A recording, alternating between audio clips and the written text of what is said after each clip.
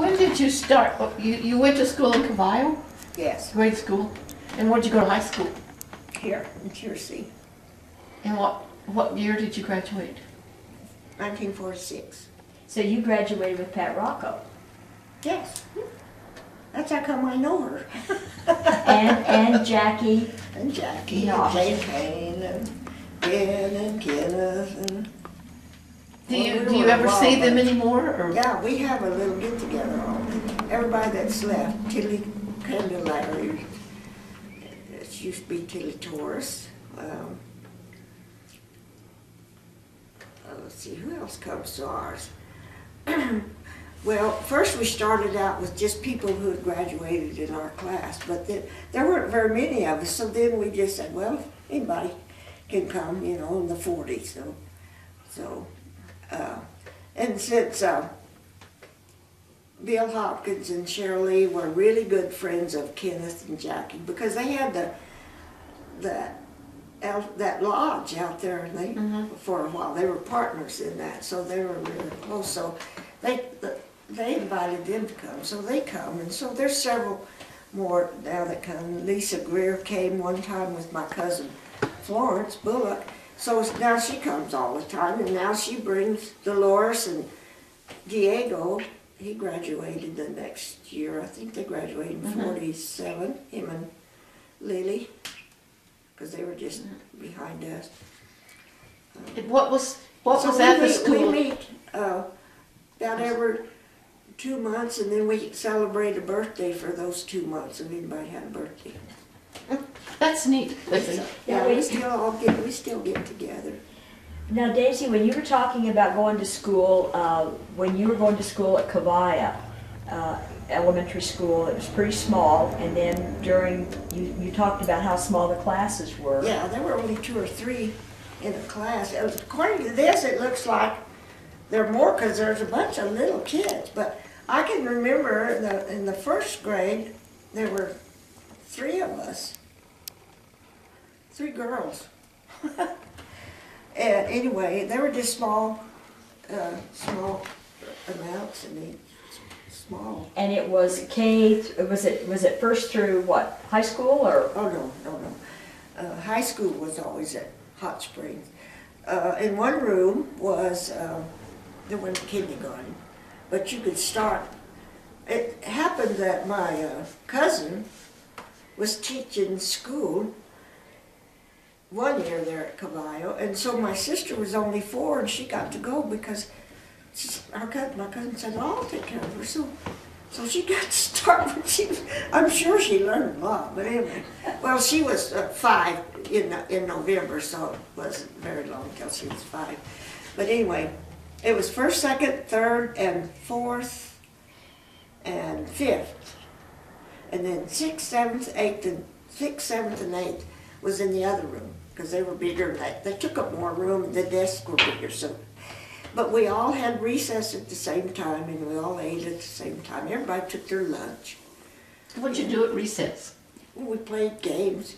We played Annie Over and Red Rover Come Over, and Last Couple Out. We had a bunch of games. We all played, and then when it came time for baseball, we all played baseball. You know, the big kids would have to put up with us even though we couldn't catch the ball or nothing, but we got to play. That's so the whole school played whatever games it was we were doing, and we played Annie Over. You know, you throw the ball over the building. And we couldn't throw it over there and just go up there a little ways and come back, so, you know, but we got to try. Now, what happened when you came into town? Oh, well, the water was coming up, and I don't know why my folks decided, well, we couldn't wait till school was out, because it was just a month before school was out. But, oh no, we had to move, and so we moved to town, and so I went over there to school. My mom took us all over to school. And she took my sister first, because she was in the 6th grade, and she wasn't, you know, she's big, so. Then I was next, so we go in this room, and there's kids everywhere. And the teacher said, oh well, I don't have a seat for her. And I thought, oh my gosh, what am I going to do now? You know. But some little girl up in the back of the room, she says, you can come sit with me. So I went back there and sat with her, but I was petrified. There were like probably 15 kids in that room. and so she was real little and I was little, so we fit in this desk. And she was my best friend all through high school. Boy, I hung on to her till I learned how to get around. Who was she? Her name was Ida Lou Ross. Do you remember Floyd Ross?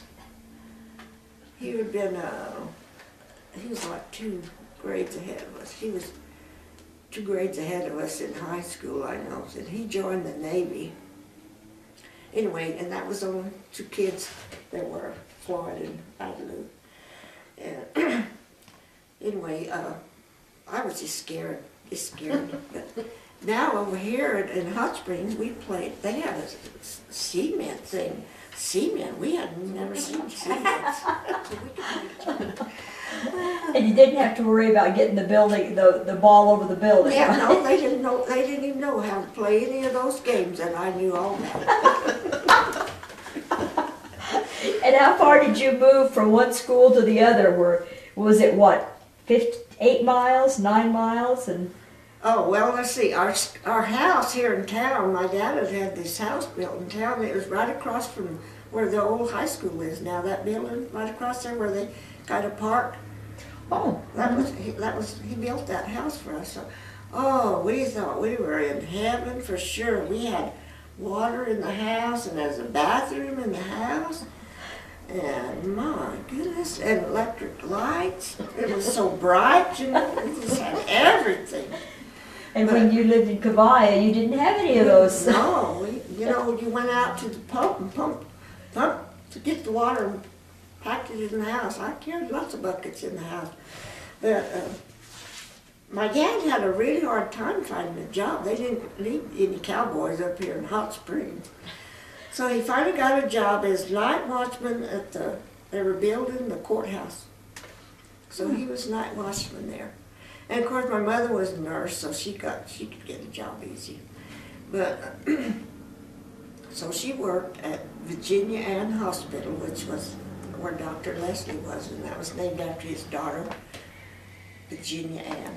And that's on Austin Street, Yes. the corner of, now it's the corner of Foch and Austin and Clancy. I think. Austin and Clancy is, Mhm. yeah, the 2-story building there.